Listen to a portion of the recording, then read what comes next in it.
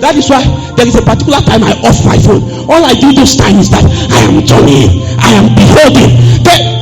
There is a lot of distraction in this world. Your friend is trying to call you. People are calling you from America, Zimbabwe, looking for counsel.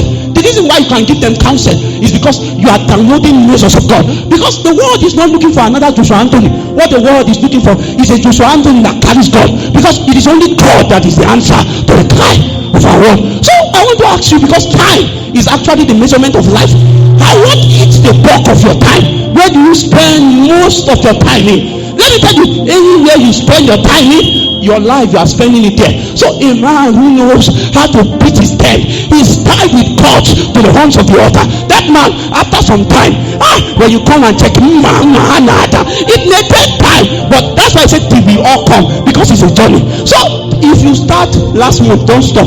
There is a place we will get to. He calls it the measure of the stature of the fullness of Christ. He says it is the perfect man, because this kind of men we have on the scene, even if their name is Elizabeth, Esther, Timothy, Elijah, we look at them and we notice that they are not like Elijah.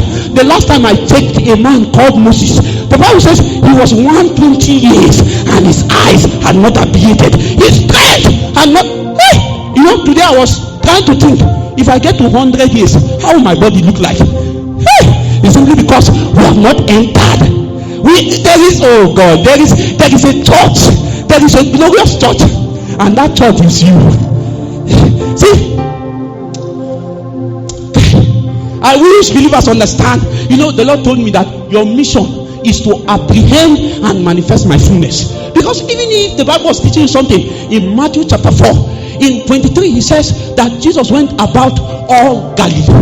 He was preaching or teaching in their synagogue, preaching the gospel of the kingdom, healing all kinds of sickness and all kinds of disease. Then in Matthew chapter 9 verse 35, he says Jesus went about all their cities and all their villages. He was still doing the same. He was teaching in their synagogues. He was preaching the gospel of the kingdom. He was healing every kind of sickness and every kind of disease. Yet the greatest manifestation of Jesus was not in his ability to raise Lazarus from the dead. The greatest manifestation of Jesus was in his ability to contain and host God in his totality. So the Bible now says it pleased the Father.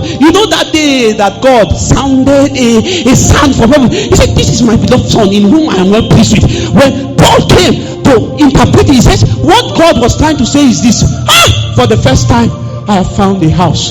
Now understand what Hebrews chapter 10 from verse 5 means. He says, it being burnt offerings you don't delight. He said a body.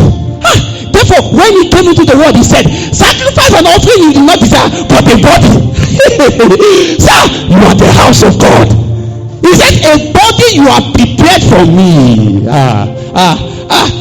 How can you be defeated? You know why you are defeated? He said, they know not. So they don't know. It's not cognitive. There is a kind of knowing. It's idle first. Then you enter epignosis. Then you enter ginosko. It's a journey. He said that's why he says to the unity of the faith and of the knowledge. The knowledge is you know why? If I marry a wife now, I know her. But when I journey with her, that's why the Bible now says, and Adam knew his wife. When I know her more, now it's called, at first is idle when I marry her. When I now know her, it's called epignosis. That means I am now having an experience with my wife. Then when we now give birth to children, it's called ginosko.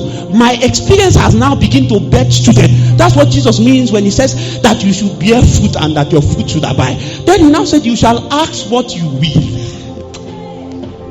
I wish believers know this truth, that there is a journey in light, and what we are trying to do in this business of the fullness is that we all come. I pity those who miss fellowships. Oh God, you see,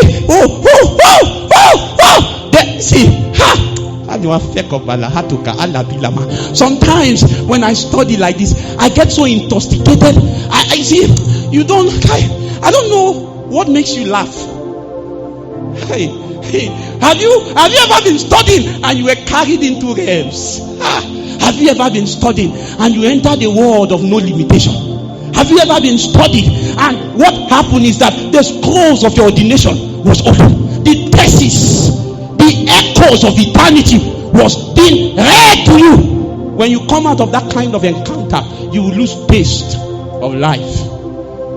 You will not understand what are men pursuing. Somebody buys a black Jeep and is so happy. Somebody works all his life with civil servant and they pay him 4 million naira. He goes and buys the land. That is all he lived for. That same house, if he's alive in the next 30 years, if they dash him that house, he will not want it. The only thing he will need is the land. Somebody buys a car during the days of Mercedes 190. Now if they give you Mercedes 190, you will sell it. And yet a man live all his life, gather saving. That's all he has. Whereas there are others, what they are doing is that they are journeying into dimensions. You don't know what order you are.